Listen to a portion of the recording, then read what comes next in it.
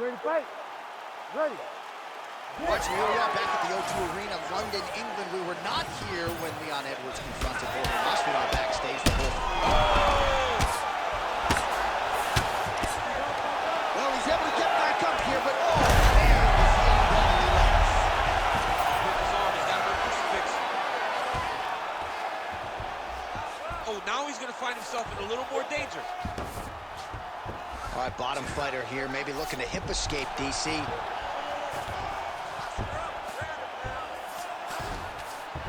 On to the mount. Posture's up now. That's a vicious head strike. How'd he take it? All right, half guard now. Not a fighter you want in half guard against you. For the bottom fighter, what does he need to do? He needs to secure his underhook. He's got to be fighting for underhook. One of the most key things you can do as a bottom fighter stuck in half guard is try to frame. You frame and push your opponent away from you. By pushing him away from you, he will then want to come back into you. Right. It's like when I push you back, you want to go forward. So as he comes forward, hand goes off the face, let it slip into an underhook, build up to your elbow, then go chase your single leg. This is high-level grappling, John, from a Brazilian Jiu-Jitsu black belt named Daniel Cormier.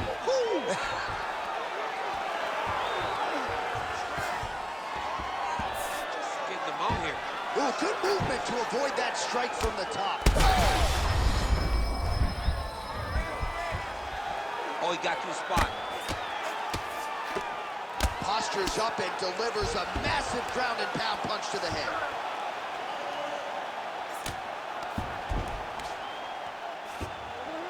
Two minutes to go in the round. Fight back. Fight back.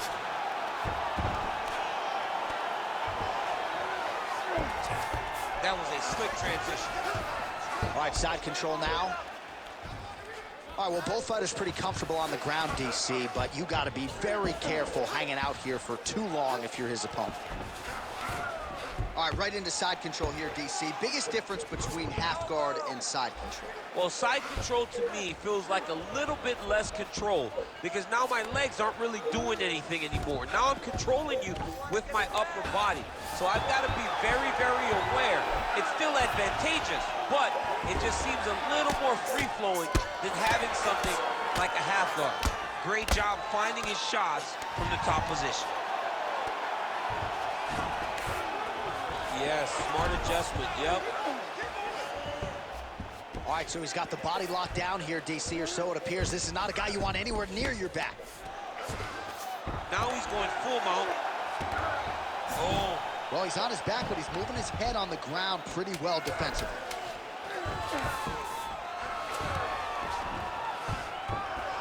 That horn sounds means we have reached the end of round one. Hey, stop. All right, there's the horn. What a round it was, DC. And, of course, the seminal moment, that big knockdown that nearly got his opponent out of there for good. Almost finished the fight, but now he needs to reset, right? Don't rush. Go back out into the next round and just try to find that shot again. If he rushes, if he overexerts himself, he will run out of energy and put himself at risk of losing the fight. You ready to fight? Ready. Here we are, early round two. Oh, he gets tagged again. Nice combination. Oh! Oh, my goodness! Oh, he's still standing up. He can't even stand. Now, oh, and a quick entry. Great single entry. Rotation high crotch is taking for a while. Oh, nice. Oh, right into mount. All right, so you got to be careful playing on the ground with this guy. You don't want to mess around for too long.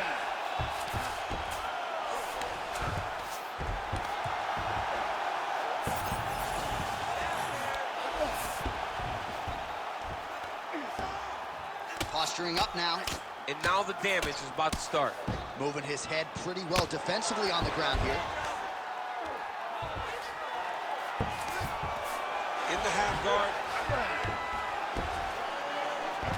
Oh, he's got him in a crucifix now, DC. All of that body weight on his opponent.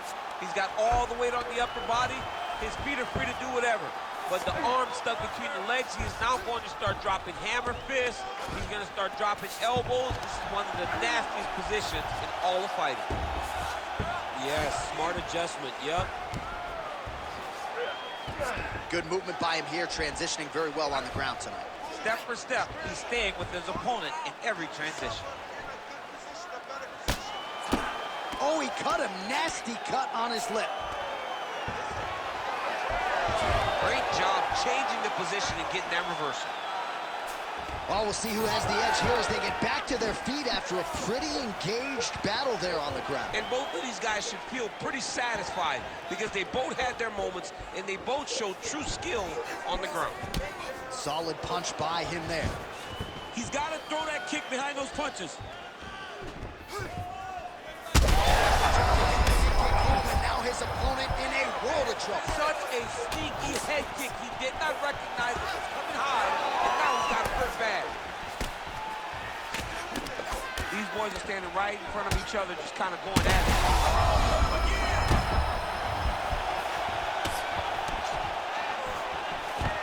Quick level change. Oh, he went single, rotating, excuse me, for a while. In the half guard.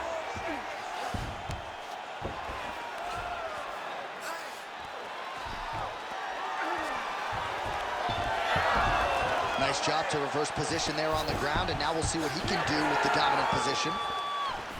Well, he was a little bit lackluster in round one. You can't say the same here in this second round. He has really picked up the pace, an uptick in the aggression and the output, and starting to find his range here in the pocket.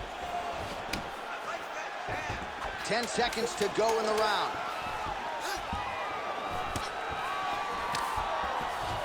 Round three next. All right, that's the end of the round. You see the fighter's got a cut on his lip, not necessarily a Robbie Lawler lip opening, if you know what I'm talking about, but certainly something that could be a source of adversity here moving forward. All right, so a big knockdown for him, courtesy of that punch in that round. DC, here's your replay. Big moment in the previous round. They were both fighting very well, but when he landed this punch right here that sits his opponent down, it showed. Ready to fight? Ready. Third round underway. All right, so here we go. The crowd on its feet as this next round gets underway. You saw in the previous round, both fighters got rocked. I don't think the scorecards are going to be needed for this one. No, the scorecard will not be needed if we... Now he's mastered. Oh! What a fantastic takedown. Welcome to the Cormier Express. Side control now, and certainly I would think more offensive options for the bottom fighter than in the half guard. Absolutely more offensive options because now you can just start to get away. You can just go to a wrestler stand-up. Get to your knees, post your hands, don't allow him to get his hooks in, right? Really be aware of the hooks. But get to your hands, stand up, fight the hands, break away and escape. But it's so much more free-flowing than a half guard in the side control because all you need to do is just get the opponent's body up because his legs are just free to move. His legs are not controlling anything. His legs are just free, so you have more freedom to use yours. Well, no surprise there as he lets his opponent stand back up. All right, so look at that. A cut has been opened around that eye area. He's taking shots over and over again to that area, and now he's dealing with a cut. Well, perhaps it's a high fight IQ, perhaps it's obvious, but he is attacking that cut that is getting deeper by the minute. And it seems like the right decision because you can see his opponent starting to paw at it. You can see it starting to take an effect. It's messing with him mentally. For him, he's got to continue to attack that area and hope that it just keeps getting worse and worse. Oh, he's landed a high number of total strikes here in the latter stages of quick entry to get him on a single. That was a great single. Slams him on his back. What a takedown. How's that feel to be on the way? I knew that was coming.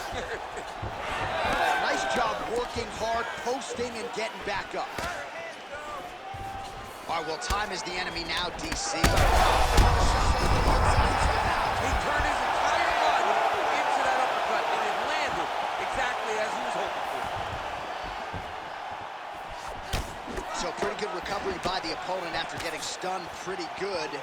Got to capitalize on those opportunities. I mean, you can't waste these opportunities.